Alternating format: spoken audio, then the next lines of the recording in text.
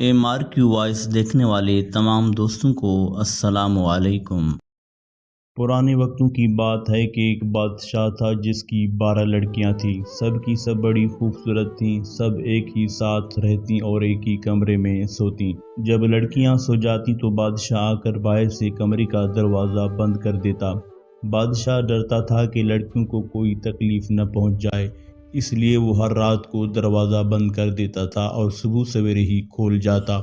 ایک دن صبح کو جب بادشاہ دروازہ کھولنے آیا تو یہ دیکھ کر اسے بڑا تعجب ہوا کہ 12 لڑکیوں کے جوتے ایک قطار میں رکھے ہوئے ہیں۔ ہر جوتے کی ایڑی گھسی ہوئی ہے، جوتے گرد میں اٹے ہوئے ہیں۔ بادشاہ سمجھ گیا کہ لڑکیاں ضرور رات کو کہیں گئی تھیں، مگر لڑکیاں کیوں باہر گئی تھیں یہ اس کی سمجھ میں نہ آیا اور لڑکیوں سے پوچھنا مناسب بھی نہ سمجھا۔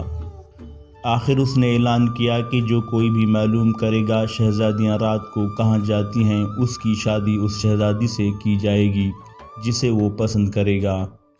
راج پاٹ بھی اس کو دے دیا جائے گا، مگر شرط یہ ہے کہ 3 دن کے اندر معلوم کر کے بتلائے ورنہ پھانسی دے دی جائے گی۔ کچھ دنوں کے بعد ایک شہزادہ آیا اور اپنے آپ کو اس کام کے لیے پیش کیا۔ بادشاہ نے اس کا استقبال بڑے دھام دھوم سے کیا، شہزادیوں کا کمرہ دکھلا دیا۔ کمرے کے پاس ہی شہزادے کے سونے اور رہنے کا انتظام کیا تاکہ نزدیک سے شہزادیوں کی نگرانی اچھی طرح کر سکے۔ رات کو شہزادیوں کے کمرے کا دروازہ کھلا چھوڑ دیا گیا تاکہ شہزادہ ان کے سونے جاگنے کو اچھی طرح دیکھ سکے۔ لیکن ابھی تھوڑی ہی رات گزری تھی کہ شہزادے کی آنکھوں میں نیند بھر آئی اور وہ بے خبر ہو کر سو گیا۔ شہزادیاں ہر رات کی طرح اس رات بھی گھومنے گئیں۔ جب صبح سویرے بادشاہ آیا تو اس نے دیکھا کہ لڑکیوں کے جوتوں پر گرد پڑی ہوئی ہے اور ایڑیاں گھسی ہوئی ہیں۔ بادشاہ نے شہزادے سے پوچھا کہ بتلاؤ لڑکیاں کہاں گئی تھیں؟ وہ کوئی جواب نہ دے سکا۔ دوسری اور تیسری رات کو بھی شہزادیاں گھومنے گئیں اور شہزادہ ہر رات سوتا رہا۔ آخر چوتھے دن شہزادے کو پھانسی دے دی گئی۔ اس کے بعد بہت سے شہزادے آئے مگر کوئی بھی یہ نہ معلوم کر سکا کہ شہزادیاں کب اور کہاں گھومنے جاتی ہیں۔ ایک دن ایسا اتفاق ہوا کہ ایک غریب سپاہی سڑک سے گزر رہا تھا۔ اس نے بھی بادشاہ کا اعلان سن رکھا تھا۔ جی میں آیا کہ کسی طرح یہ بھید معلوم ہو جاتا تو زندگی بڑے آرام سے گزرتی، لیکن یہ بھید کیسے معلوم ہو یہ اس کی کچھ سمجھ میں نہ آیا۔ اسی سوچ میں چلا جا رہا تھا کہ ایک بڑھیا ملی۔ بڑھیا نے پوچھا، سپاہی کہاں جا رہے ہو؟ سپاہی نے کہا، یہ تو مجھ کو بھی نہیں معلوم، مگر دل یہ چاہتا ہے کہ کسی طرح شہزادیوں کے گھومنے کا بھید معلوم ہو جاتا تو بڑا اچھا ہوتا۔ بڑھیا نے کہا، یہ کوئی مشکل بات نہیں، بس تم ہمت کر لو تو بیڑا پار ہے۔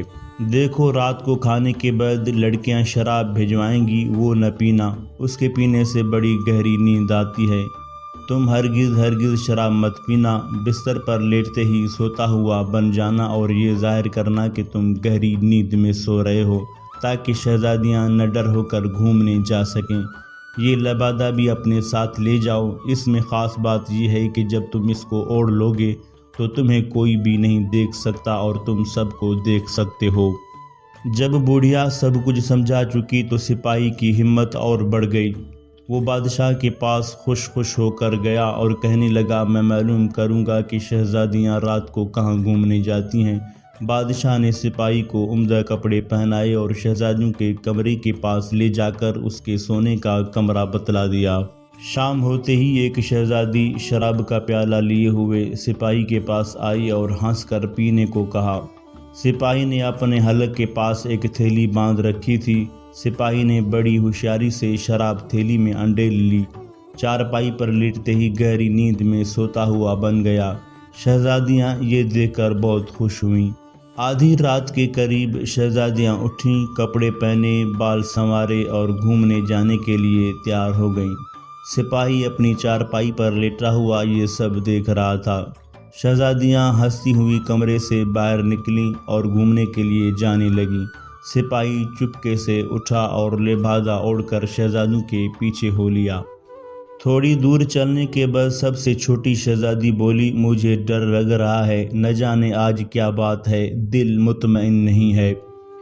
بڑی شہزادی نے کہا تم بس یوں ہی ڈر رہی ہو، کوئی بات نہیں۔ یہ کہہ کر تمام شہزادیاں ہنستی ہوئی ایک باغ میں پہنچیں۔ باغ کے تمام درخت نہایت خوبصورتی سے برابر لگے ہوئے تھے، پتیاں چاندی کی طرح سفید تھیں۔ سپاہی نے ایک درخت سے چھوٹی سی شاخ توڑ لی۔ شاخ توڑنے سے آواز پیدا ہوئی۔ چھوٹی شہزادی سہم گئی اور دوسری بہنوں سے کہنے لگی، کیا تم لوگ یہ آواز نہیں سن رہے ہو؟ آج ضرور کچھ نہ کچھ ہونے والا ہے، مجھے تو بڑا ڈر لگ رہا ہے۔ بڑی شہزادی نے پھر ہنس کر اس کی بات کو ٹالا اور کہا کہ کچھ نہیں، بس تمہیں کچھ وہم ہو گیا ہے۔ چلتے چلتے شہزادیاں دوسرے باغ میں پہنچیں جہاں درختوں کی پتیاں سنہرے رنگ کی تھیں۔ باغ کے بیچ میں ایک خوبصورت چبوترا بنا ہوا تھا، سب شہزادیاں اس پر بیٹھ گئیں۔ یہاں 12 پیالے شربت کے بھرے ہوئے رکھے تھے۔ ہر ایک شہزادی نے ایک پیالہ پیا اور پھر آگے کی طرف چلیں۔ سپاہی نے یہاں بھی ایک ٹہنی توڑی اور ایک پیالہ اٹھا کر لبادہ میں رکھ لیا۔ چھوٹی شہزادی شاخ ٹوٹنے کی آواز پر پھر ڈری اور بڑی شہزادی نے پھر دلاسا دیا۔ تھوڑی دیر کے بعد شہزادیاں ایک دریا کے کنارے پہنچیں جہاں 12 کشتیاں کنارے پر لگی ہوئی تھیں اور ہر ایک کشتی میں ایک شہزادہ بیٹھا ہوا تھا۔ شہزادیاں ایک ایک کشتی میں بیٹھ گئیں اور دریا کے بیچ میں جا کر موجوں کا تماشا دیکھنے لگیں۔ صبح ہوتے ہوتے شہزادیاں واپس آ کر سو گئیں۔ بادشاہ نے صبح کو شہزادیوں کے گھومنے کا حال سپاہی سے پوچھا۔ سپاہی نے تفصیل سے تمام جگہیں بتلا دیں اور ثبوت کے طور پر درختوں کی شاخیں اور پیالہ پیش کر دیا۔ بادشاہ نے لڑکیوں کو بلا کر پوچھا کہ سپاہی جو کچھ کہہ رہا ہے ٹھیک ہے؟ لڑکیوں نے کہا ہاں سچ ہے۔ بادشاہ نے اپنا مقرر کیا ہوا انعام دینے کا اعلان کر دیا۔ سپاہی نے بڑی شہزادی کو پسند کیا، اس سے شادی کر دی گئی اور سپاہی کو سلطنت کا ولی عہد بنا دیا گیا۔